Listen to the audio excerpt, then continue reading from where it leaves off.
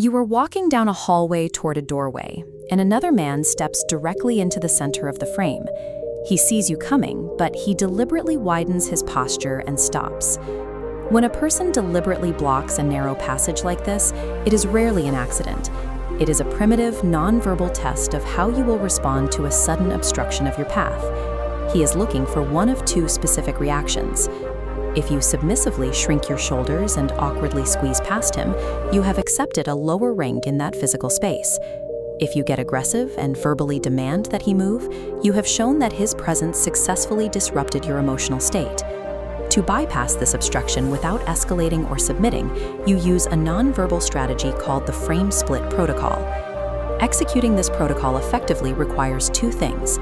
You must maintain absolute physical composure, and you must refuse to engage the blocker verbally.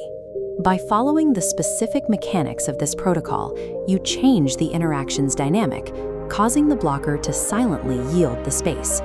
Step 1 is establishing unbroken momentum. As you approach the blocked doorway, your walking pace must remain completely constant. Your stride should project a lack of hesitation. You are not deciding where to go. You have already decided, and the person in the doorway is not part of that calculation. The most common mistake is instinctively slowing down to assess the blocker. Deceleration signals that you are waiting for a cue from the other person. It tells the blocker that you are acknowledging their role as a gatekeeper, which gives them psychological control over the passage. By maintaining a steady pace, you communicate that your path is set. You aren't asking for the space, you are simply occupying it as you move through.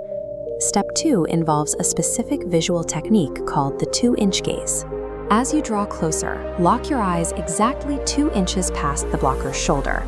Your central focus stays on your destination behind the blocker, while your peripheral vision monitors their position. You are looking through the blocker. Focusing on the space behind them treats them as a non-entity, not a threat. This differs from standard eye contact. Looking down indicates submission. Locking eyes creates a confrontational challenge. Both of these responses give the blocker the attention they are trying to provoke. The 2-inch gaze denies them that attention. It signals that they do not have enough presence to warrant a change in your focus. Step 3 is the posture calibration. Your physical carriage should be wide and completely relaxed, with your arms hanging naturally at your sides. Observe the difference in these two postures. Pulling your shoulders in to make yourself smaller is a submissive signal. It shows you are trying to avoid a collision by yielding your own space. You also want to avoid artificially puffing out your chest. This is a defensive reaction that shows you are intimidated by the blocker's presence and feel the need to appear larger. Keeping your muscles relaxed prevents your nervous system from triggering a fight or flight response. It allows you to remain calm and objective as the distance closes. True presence is shown through relaxed occupation of space. You aren't tensing up to defend yourself, you are simply existing in your full frame. Step 4 occurs at the moment of the encounter. As you reach the doorway's threshold, you must hold your established line of march without deviating. You must remain completely silent. If you say, "Excuse me," you verbally acknowledge that the blocker has the right to grant or deny you passage. You shift from certain movement to requesting a favor, which confirms their control over the space. Most people have an instinctual drive to avoid physical collisions.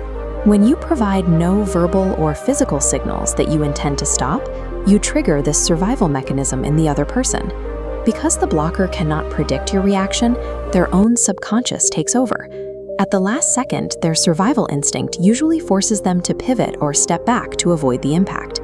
By refusing to ask for permission, you have used the blocker's own instincts to resolve the situation in your favor.